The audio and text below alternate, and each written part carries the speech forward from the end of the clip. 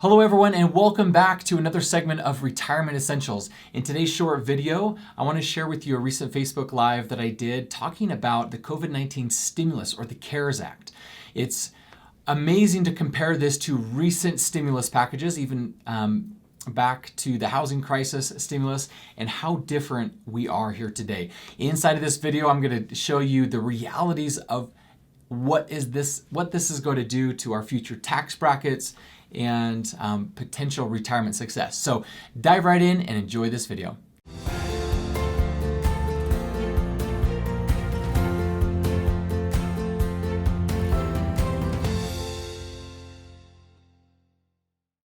Hello and welcome back. I'm so excited to have this conversation with you today, because this is a conversation about the COVID-19 stimulus package that I've been just aching to share with all of you. Now, in today's Facebook Live, I want to share with you really the COVID-19 stimulus package in relation to stimulus packages of the past, how that's really impacted all of our country's current national debt, and most importantly, how it's going to affect your retirement finances.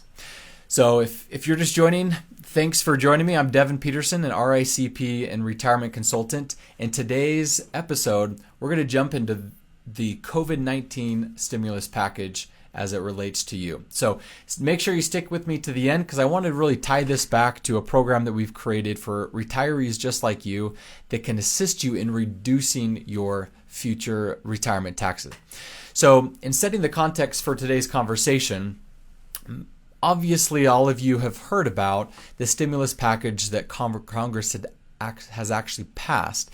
In reality, there's three stimulus packages kind of all bundled in one that we think of in today's recent legislation. I'm going to unpack those a little bit later, but I want to specifically talk about the Coronavirus Aid, Relief, and Economic Securities Act, or the CARES Act, that was recently passed, which totaled $1.8 trillion. Now, that's a big number that absolutely has done a lot of good to individuals and small businesses all over the country. All of you listening to this Facebook Live, no doubt, have already received a check in the mail from Donald Trump. Don't you just love that he typed his name and signed it right there? A little personal touch. Maybe speaks to more his ego and personality than anything else. But no doubt you've already received a check in the mail. If you're a business owner, likely you've applied for a PPP loan that has helped your small businesses. But this, hands down, is the largest stimulus package in U.S. history. And so I want to relate this back to, just to kind of give us all a little bit of a perspective of how big this number is. I want to take you back to 2009, when the country was struggling to recover after the housing crisis, and in a time period that we call the Great Recession. And so during this time, unemployment rose to 10%, and at a certain points in that time frame, the economy had lost over 50% or close to 50% in the stock market. So kind of similar tones to what we've been experiencing now. But in relation, Congress passed the American Recovery and Reinvestment Act of 2009, and that was $831 billion through tax cuts and special spending. The CARES Act was quite literally an immediate injection of liquidity and cash that affected us all immediately. I mean, we just mentioned this. You got a check in the mail to hopefully kind of give us some courage to go out and continue spend and or continue to pay our bills. So in relation, I want to share this with you here, that it's this $1.8 trillion is 2.2 times more than the $831 billion from back in 2019 stimulus package. So all of that might not come at a huge shock to you. You've all heard these numbers before. But what I want to do is bring that back and have us all understand what that really means for our U.S. budget excess spending, and then ultimately how that filters down to impacting you in your retirement. And so coming back here, if we can share this screen, I wanted to be able to show you then what that looks like as we relate this to our federal budget. So we just mentioned that the CARES Act added $1.8 trillion to the national debt. Now, in relation, let's go back 1 year as we see that in 2019, the whole federal revenue, primarily coming from taxes, was $3.5 trillion. So about half of what we just spent in March in the CARES Act.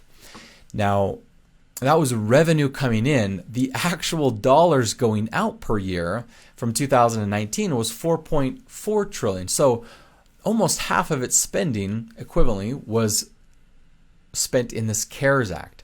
Now, what I think is even more important is we kind of look back to what our spending is. Now, this additional $2 trillion of debt just added on to the already $23 trillion of debt that the United States currently is in. So right now, our national debt is over $25 trillion. Now, if you can see here in 2019, we were already on pace to add $1 trillion per year into our national debt. Yes, that's $1 trillion in a perfect environment where we didn't have any natural disasters or pandemics or wars. As we can see, we were on a trajectory to add $1 trillion in debt per year. And that was projected to last for 10 or 15 more years. Now, as we can see here, that very quickly, as we add another $1 trillion in debt, then we could see, let me switch over here. That's where we can see in 2020 where our projected deficit is $3 trillion per year. So for the last several years, we've added $1 trillion. Now we just added $2 trillion to make that a $3 trillion deficit in 2020. If all things stay consistent and we go back to a somewhat normal, we'll continue to add $1 trillion in debt for the foreseeable future. Now, how does that impact you and I in retirement? Well, for that answer, I would love to turn to someone who actually knows a bit about this, David Walker. So David Walker was a former comptroller general for the United States in the Clinton and Bush campaigns. And to keep it simple, he was really the CPA of America for all of those years. And he said this, which is a very powerful statement. He says, regardless of what politicians tell you, any additional accumulations of debt are basically deferred tax increases. So, if you're really following this, what this is saying is that all of these future tax increases, i.e. the last $2 trillion that we just added in March, and the additional $1 trillion per year is really adding up to be an increased tax burden on you in your retirement, and me in my retirement.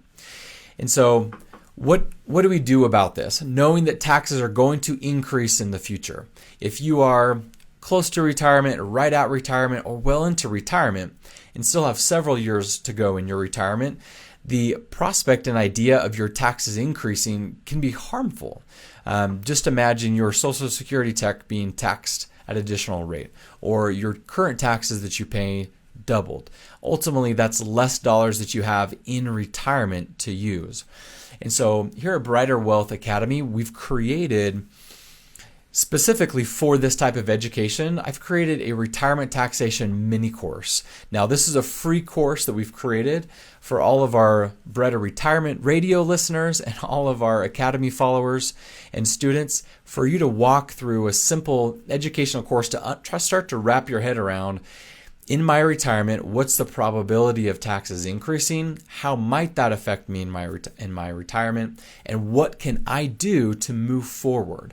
So this retirement taxation mini course is made to help you start to understand that. And then we have some additional courses that help you, independently of an advisor or anyone else, walk through for yourself how to improve your retirement taxes.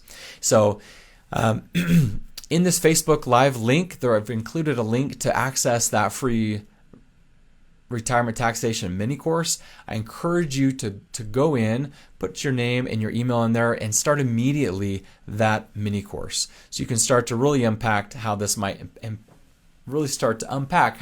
impact you in retirement. So thank you so much, everyone, for joining me.